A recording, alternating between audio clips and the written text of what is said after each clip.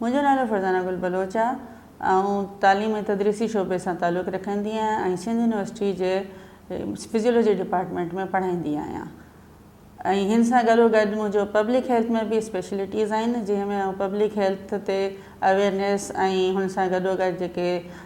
बहितरी जेका हूंदी आहे मदर ऐं ॿारनि जी यानी माउ ऐं ॿारनि जी बहितरी जे लाइ बि न्यूट्रिशन जी बहितरी ख़ासि करे हुन ते कमु करे रही आहियां। मुंहिंजो असुलु तालुक़ु बलोचिस्तान जे शहर भागनाड़ी सां आहे। असांजे ॻोठ में को बि छोकिरियुनि जो स्कूल कोन हूंदो हो, तंहिं करे ऐं पंहिंजी स्टार्ट जी तालीम जेका आहे उहा पंहिंजी नानी जे ॾे हैदराबाद में अची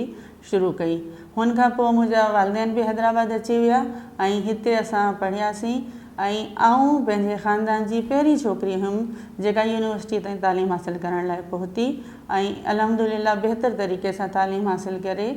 अॼु कम्यूनिटी लाइ सर्व करे रही आहियां। पब्लिक हेल्थ में कम्यूनिटी लेवल ते यानी जेके ॿारड़ी जे लेवल ते हेल्थ जा जेतिरा बि सिहत जा इशूज़ हूंदा आहिनि हुननि जे कमु थी रहियो हूंदो आहे। हुनमें ख़ासि करे जेका माउ ऐं ॿार जी सिहत, माउ ॿार जी खुराक ऐं हुन सां खुराक सां गॾु हुननि जी सिहत ऐं सफ़ाई ते कमु थी रहियो हूंदो। मुंहिंजो जेको मक़सदु आहे उहो बि इहो ई आहे कि असां ॿारड़ी वारनि खे ख़ासि करे या हुन कम्यूनिटी खे जिथे असां सिहत जी रसाई बहितर कोन्हे हुननि खे असां आगाही ॾियूं कि हू कीअं पंहिंजे ॿारनि जी सिहत जो बहितर ख़्यालु रखनि ऐं हुननि जी खाद खुराक खे कीअं बहितर ठाहे सघनि था। हुननि सां गॾु गॾु हुननि जी जेका सिहत जा मसाइल आहिनि हुन मसाइल खे बि हल करण लाइ असां हुननि खे ॿुधाईंदा आहियूं या तालीम ॾींदा आहियूं कि कीअं बहितर तरीक़े सां सिहत सफ़ाई खे अपनाए ऐं हुन सां गॾु पंहिंजे ॿारनि जी ऐं पंहिंजे घर वारनि जी सिहत बहितर करे सघनि था। हिन वक़्तु जेको सभिनी खां वॾो इशू आहे मदर्स जी, अगरि असां ॻाल्हि कयूं त मदर्स खे जेको खुराक जी बहितरी जेका रसाई कोन्हे, हुन बहितर रसाई जी हिकिड़ी वजह त इहा ई बि आहे कि हुते गुरबत आहे, मगर गुरबत सां गॾु गॾु जेको हुन खां वॾो मसइलो इहो आहे कि मदर्स खे जेका खुराक जी मतिलबु सुञाण आहे कि कहिड़ी खुराक बहितर तरीक़े सां हू हासिलु कंदा जिथां हुननि खे न्यूट्रिशन सुठी मिलंदी, कहिड़े खाधे खां हुनखे जेको न प्रोटीन आहे या आयरन आहे, हीअ जेके बि ज़रूरत जी जेके जुज़ा हूंदा आहिनि उहे मिली सघनि था। त हुननि खे जेको सिलेक्शन हूंदी आहे खुराक जी उहा हुननि खे थोरी ॾुखी थींदी आहे। ऐं हुननि सां गॾु कुझु जेके आहिनि ख़्यालात अहिड़ा बि हूंदा आहिनि कि कुझु खाधनि जे हिसाब सां, जीअं मिसाल हिकिड़ी ॾियां कि जेको केलो हूंदो आहे, केले लाइ इहो सम्झियो वेंदो आहे कि केलो अगरि ॿारनि खे ॾिनो वियो त ॿारनि जी छाती ख़राबु थी वेंदी, हालांकि ईअं न आहे। केलो हिकिड़ी बहितरीनु ग़िज़ा आहे जंहिंमें पोटेशियम हूंदी आहे जेका जिस्म खे ताक़त ॾींदी आहे, हॾियुनि खे मज़बूत कंदी आहे ऐं ॿारनि लाइ जेका नंढे ॿारनि जी ॻाल्हि कयूं त नंढे ॿारनि जी पहिरीं खुराक में सभिनी खां बहितरीनु खुराक हूंदी आहे, पर माण्हू इहो सम्झे कि इहा शइ शायदि सिहत लाइ नुक़सानकार हुजे उहो कोन ॾींदी आहिनि, त हुन जे करे हू काफ़ी शयूं मिस करे छॾंदा आहिनि। ऐं मच्छी जेको आहे खीरु पीआरींदड़ ॿार खे नथा खाराइनि, हू सम्झनि था कि जेको ॿारड़ो खीरु पीए थो अगरि उहो खीर सां गॾु मच्छी बि खाए छॾंदो त हुननि खे जेकॾहिं उहो जेके स्किन में पिगमेंटेशन थी वेंदी आहे, बर्स जी बीमारी जंहिंखे चइबो आहे, उहो सम्झंदा आहिनि त हुनखे बर्स थी वेंदी आहे। हिन करे घणो करे असां इहो ॾिठो आहे कि जेसि ताईं ॿारड़ो पंहिंजी माउ जो खीरु पी रहियो हूंदो हुनखे मच्छी बिल्कुलु कोन ॾी वेंदी आहे, हालांकि मच्छी में विटामिन डी जी सभिनी खे बहितरीनु जेका क्वांटिटी या मिक़दार मौजूदु हूंदी आहे। अगरि असां पंहिंजे ॿारनि खे मच्छी खाराईंदासीं त हुनमें विटामिन डी जी कमी कॾहिं बि कोन थींदी। ऐं हुन सां गॾु गॾु कुझु शयुनि जेकी हूंदियूं आहिनि हुननि खे गॾु न खाइणु खपे, हिन ते बि माण्हू ॾाढियूं परेशान हूंदियूं आहिनि। माना जीअं अगरि सिधी ॻाल्हि कयूं त डॉक्टर जॾहिं बि हुनखे कोई ताक़त जी दवा ॾींदो आहे उहा दवा हू खीर सां गॾु पीअणु पसंदि कनि थी, हालांकि खीर में कुझु अहिड़ा जुज़ा हूंदा आहिनि जेके हुन ताक़त वारी दवा में जेका आयरन हूंदी आहे हुन आयरन खे जिस्म में जज़्ब थियण जी वॾी रुकावट पैदा कनि था। त अहिड़ा कुझु ख़्यालात हूंदा आहिनि जिन जी आगाही जी माण्हुनि खे ॾाढी ज़रूरत हूंदी आहे, त असां कोशिशि कंदा आहियूं कि असां कम्यूनिटी में माहिरनि खे हुन शयुनि जी आगाही ॾियूं कि हूअ पंहिंजी खुराक जी जेका माना चूंड हूंदी आहे कि कहिड़ी खुराक कॾहिं ऐं कीअं खाइणु खपे, हुननि खे हुन जी आगाही थी सघे। जेका आम आदमी जी खुराक आहे उहा 2200 किलो कैलोरी हूंदी आहे, उहो चाहे मर्द हुजे चाहे औरत हुजे। हाणे जॾहिं औरत हमल सां थींदी आहे त हुनखे पंहिंजी खुराक में 300 किलो कैलोरी वधाइणी पवंदी आहे, यानी हाणे हिकु हमल वारी औरत जी खुराक जेका हुनमें यानी जेका कैलोरीज़ या एनर्जी जी जेका ज़रूरत हूंदी आहे उहा 2500 किलो कैलोरी हूंदी आहे। हिन करे पहिरें त हुनखे पंहिंजी खुराक जी मिक़दार वधाइणु खपे ऐं मिक़दार वधाइण सां गॾु गॾु हुननि खे कुझु वाइटामिन्स एंड मिनरल्स बि खणणु खपनि जेके हुननि जे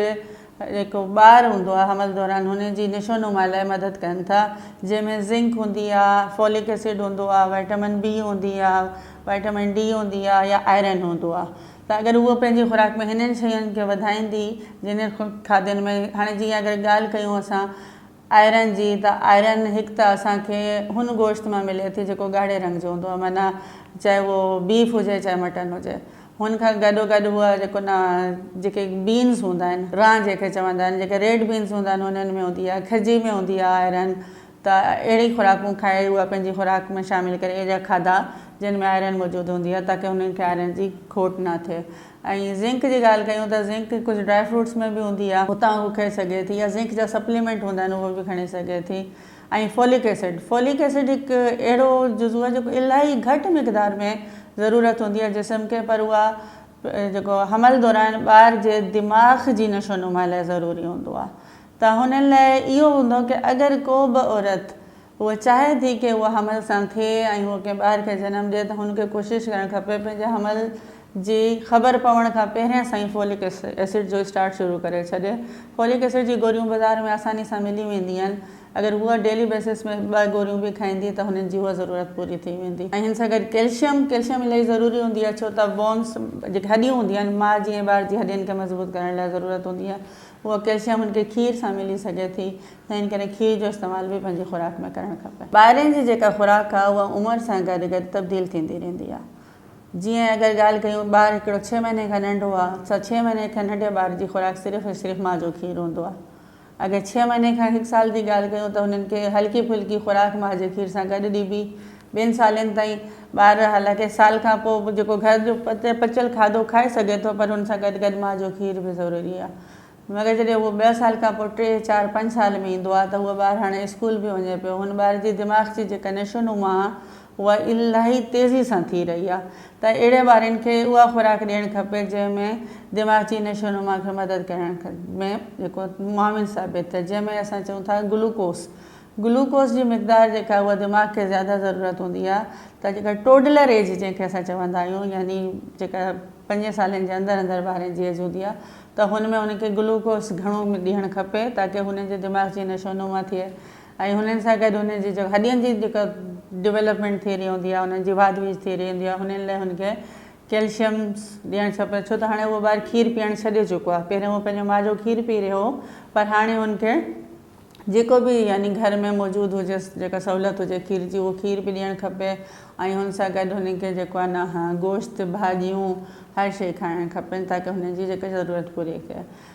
5 सालनि खां पोइ ॿार थोरो सिलेक्टेड थी वेंदा आहिनि, हुननि खे जेको न पंहिंजी चॉइस हूंदी आहे की खाइणो आहे या न खाइणो। त अहिड़ी सूरत में तव्हां ॿारनि खे अहिड़ी खुराक ॾियो जेका ॾिसण में सुठी लॻंदी हुजे ऐं हुन में गॾोगॾु न्यूट्रिशन बि हुजे, माना हुन में ग़िज़ायत बि हुजे, जंहिंमें तक़रीबन पूरी शयूं हुजे, प्रोटीन हुजे, हुनमें फैट हुजे, हुनमें कार्बोहाइड्रेट हुजे, विटामिन हुजनि ऐं गॾोगॾु जेके मिनरल्स आहिनि उहे बि हुजनि, बट उहा ॾिसण में ॾाढी सुठी हुजे। माना तव्हां अगरि हुनखे का बि शइ ॾियो था त हुननि जी अहिड़ी अट्रैक्शन ॾियो, हुनमें कलर अचनि, हुननि जी शेप अहिड़ी सुठी हुजे, या त उहो माना ॿारनि जी जेके पसंदीदा कैरेक्टर्स हूंदा आहिनि हुननि खे कंहिं मिकी माउस जी शेप ठाहे छॾो या कंहिं जेके हार्ट शेप ठाहे छॾो, हुनखे माना ख़ूबसूरती सां पेश कंदो। कि छो त ॿारु